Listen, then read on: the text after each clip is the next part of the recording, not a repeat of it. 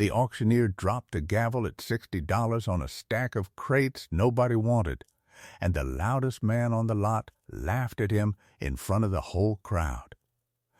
Elias Ward did not laugh back. He just lowered his hand, the bid already his, and looked at what he had bought. 4 wooden crates of glass packed in dusty flannel that the sale had written off as a crate of broken glass. The curved wedges of glass inside had gone gray with a dozen years of dust, some of them chipped at the edges, and to every soul on that lot they looked like nothing but the shattered guts of some old chandelier, too far gone to do anything with but haul to the dump. The brass was black with tarnish, somewhere down in the biggest crate under the flannel was a maker's nameplate nobody had troubled to wipe clean in 50 years. The whole of it read to the crowd as a dead man's junk glass, worth the $60 only because the crates themselves were good pine. Elias had just paid $60 to own all of it, the gray prisms, the tarnished brass, the numbered flannel, and the nameplate under the grime. It was a bright, clear morning. The hard, clean light that comes off the water on an autumn day at an estate sale on the old Teal place out at the edge of the harbor, the furniture and the boat gear and the household goods ranged out on the grass above the tide line, and off to one side, stacked on a flatbed wagon, the crates that had sat a dozen years in the dead keeper's boathouse. Elias was 72 years old, lean and a little stooped now, but sure in the hands, with a deeply lined face gone soft and weathered, close-cropped white hair under a watch cap, wire spectacles pushed up his nose, and pale, patient eyes. His hands were broad and scarred and careful, the fingers still steady the way a lampist stays steady when he has spent a life setting glass into brass by feel. He had come up in the lights young, a lighthouse keeper and a lampist, one of the last men on that coast who could take a great lens down prism by prism and build it up again true, and read a lens the way another man reads a page. Until the service automated the lights, pulled the classical lenses to hang a plastic beacon in their place, and turned out the men whose whole trade was glass and flame. He kept boats and pumps and gear for the harbor since, but the smell of hot brass and lamp oil never left him. The man who laughed was Roy Tolliver, who ran the biggest architectural salvage yard on that stretch of coast. A heavy-set man of about 55 in a loud yellow checked sport coat he wore to be seen in, clean-shaven and ruddy, a thick gold ring on one hand and a roll of bills in the other. $60, Roy said, loud so the whole lot could hear it. $60 for a busted chandelier. Half those pieces are chipped and no two are the same shape. You couldn't hang it. You couldn't sell it. You couldn't give it away. That's not a light old-timer. That's a crate of broken glass and a lot of dirty brass. You bought yourself $60 of somebody's shattered window and the pleasure of sweeping it up. He coined the name right there, loud enough to carry, the busted chandelier, and it stuck for the rest of that month. Because a heap of mismatched curved glass wrapped in gray flannel did look like nothing so much as some grand old fixture that had fallen off a ceiling and smashed. The crowd laughed because Roy laughed, the way a crowd does. Elias stood through it without a change in his face, his hands folded quiet in front of him, and let the laughter pass. The way weather passes a man who has decided to stand out in it. Now, if you have ever watched a quiet, capable man get talked over by a loud one, if you have ever known somebody whose skill the world leaned on when it needed a hard thing done and forgot the rest of the time, then you already understand what this channel is about, and you might take a second to subscribe. Because the people who stay for stories like Elias's are who Iron Hook Stories was built for. Elias said nothing. He had learned a long time ago that work does not answer to noise. What Roy Tolliver could not have known, grinning behind his roll of bills, was that Elias had opened the top crate at daylight, before the sale, with a lifetime of the lights awake in him. The crowd saw broken glass. Elias saw the lens. The flannel was gray and the brass was black, but the flannel was never the lens, and the tarnish was never the lens. The glass was the lens, and the lens was all there. He had lifted one bundle out and turned back the cloth and found not a shard but a prism, a single curved bar of optical glass ground to an exact angle, its edges true, a number inked on the flannel in a careful hand. He had counted the crates and read the numbers and understood every piece wrapped and numbered. The central drum of bull's eye panels in its own case, the rings of prisms packed in their order, the framework broken down and boxed, the pedestal and its plate at the bottom. A whole lens taken down by somebody who knew exactly how it went together and packed to go back up. Elias knew what became of the old lenses because he had watched it up and down the coast, struck from the lantern rooms, sold off, dropped and smashed, some simply pushed off the gallery into the sea until a first-order lens survived whole only as a photograph and a story. What sat on that wagon was, so far as he could tell, all there, every prism a working lens needs, still together, still one instrument. And a whole first-order lens, unbroken, was the one thing the old keeper said you would never see again. Elias had come up hard. He went into the lights young, tending the works before he was trusted with the lamp, apprenticed to an old keeper who ran a first-order light and taught him the whole of it.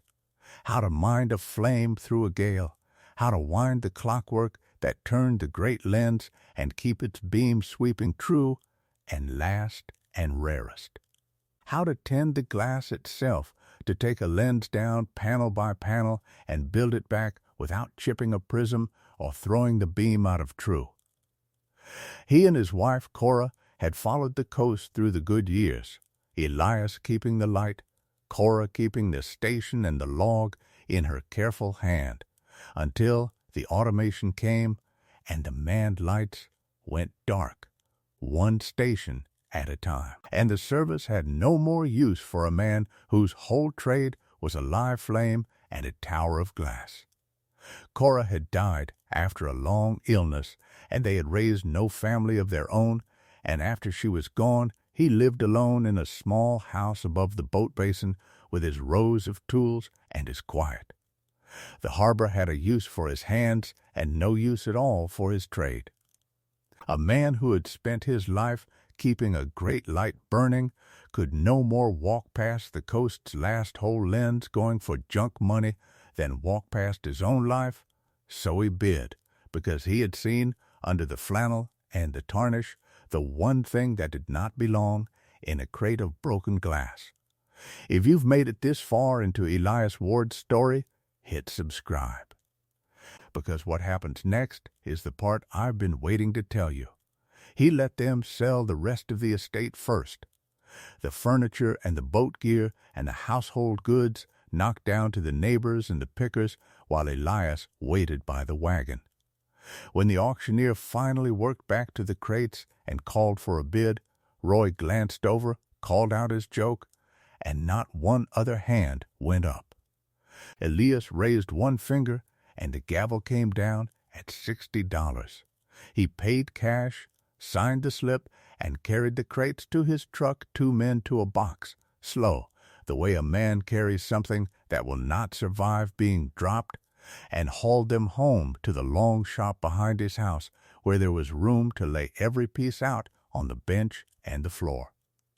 He set the crates down easy, pried the first one open, and stood a while looking at the numbered bundles ranked inside, more of them than a stranger would believe a busted chandelier could hold, and thought about the hand that had wrapped each one and inked its number, meaning for somebody to take it back out some day and build the light up. The story got around the harbor before the truck was unloaded. By Monday, people who had not spoken 20 words to him in years stopped him outside the chandelier to ask, grinning, whether he meant to hang his busted chandelier in the church or just out in the barn.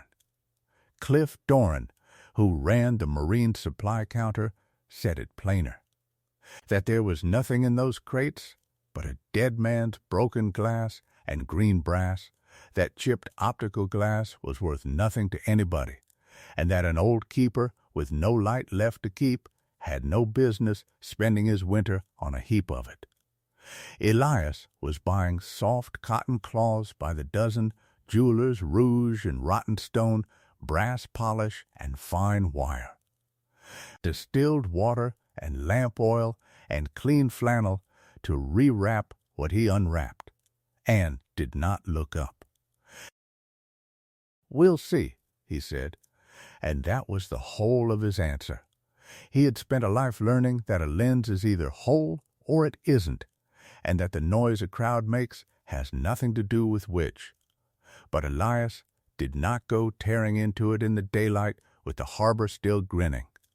He got the crates home and set up his long bench in the shop, and then he went at it the slow way, alone. Through the fall and the first winter, the way a man goes at anything a careful hand once built and time has nearly taken back. He unpacked one numbered bundle at a time and laid each prism out in its order, and found that whoever packed it had feared the worst for nothing. The glass had been wrapped clean and dry, so a dozen years of dust lay on the flannel and never touched the prisms. And under the grime the optical glass was sound, its ground faces true. Only a handful of age chips in the whole of it, and not one where it would matter. He cleaned each prism the slow way, with soft cloth and rouge and distilled water and endless patience, bringing 50 years of soot and salt and lamp black off the glass without laying a single new scratch in a face that had been ground true by hand 100 years before. He polished the black off the brass framework ring by ring until the metal came up gold. And it was the bottom of the master crate he saved for last, the pedestal, and the nameplate bolted to it under a hard shell of tarnish and old grease, and it was that plate that gave the whole thing up. 2 things came out of that first winter that Elias told nobody about for a while. The first came off the pedestal, working the last of the tarnish and grease from the nameplate one night. His cloth came away from raised metal, and he set the rouge aside and worked the rest bare with a rag and his thumb, a cast brass plate, the metal gone dark but whole, and standing proud on the face of it, a maker's name he had to tilt to the lamp to read. Barbier, Nard E.T. Turenne. And below it, Paris, he knew the name before he had it all clean. Every keeper of his generation knew it. Because it belonged to the greatest of the old lens houses, the Paris works that ground the first-order lenses of the tallest towers of the coast. Hundreds of hand-figured prisms to a lens, each one shipped across the ocean in numbered crates and raised into its lantern room by men who did nothing else.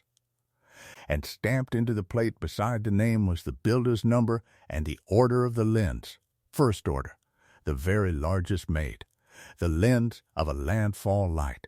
The number that works had given this one lens and no other on the day it left Paris.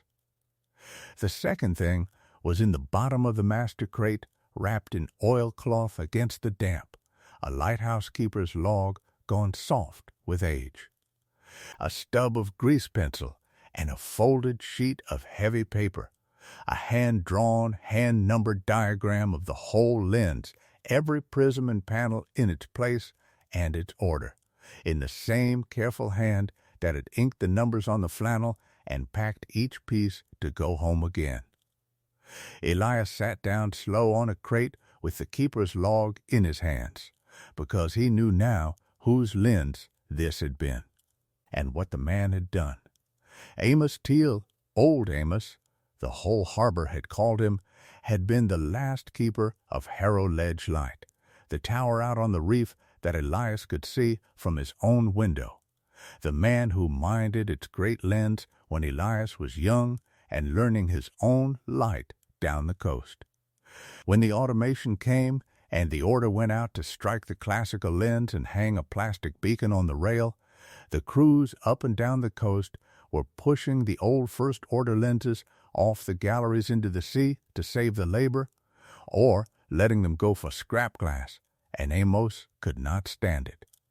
He asked to take the Harrow Ledge lens rather than see it drowned or smashed, and they let him, glad of the trouble he saved them.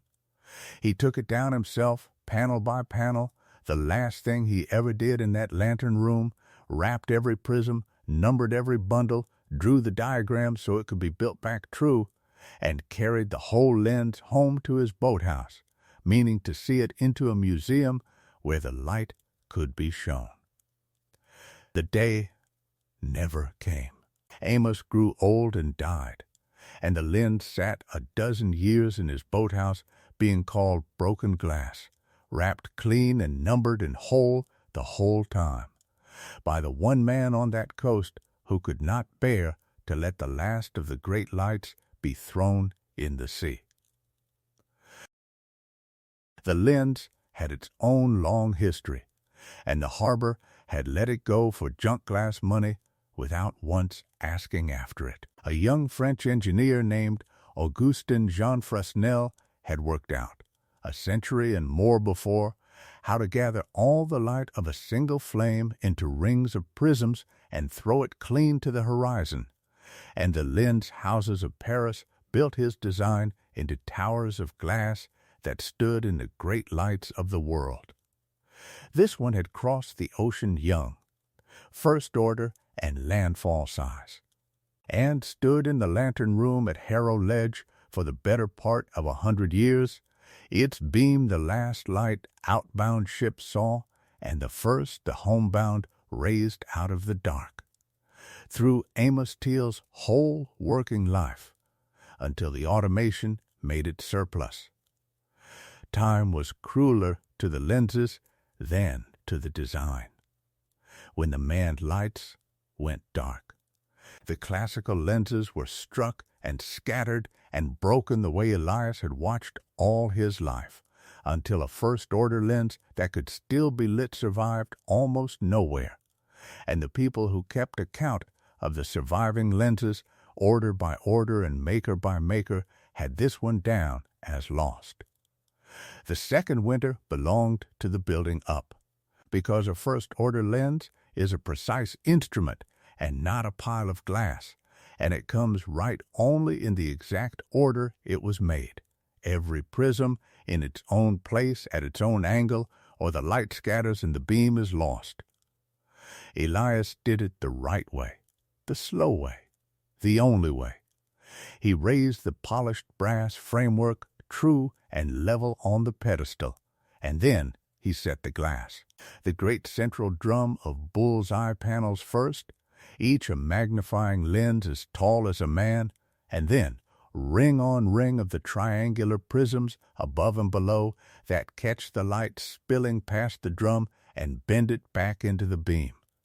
Every piece read off Amos Teal's diagram and his own lifetime's knowledge of how such a lens goes together, until the whole tower of glass stood built on the shop floor, 6 feet and more, hundreds of prisms in their gleaming brass cage.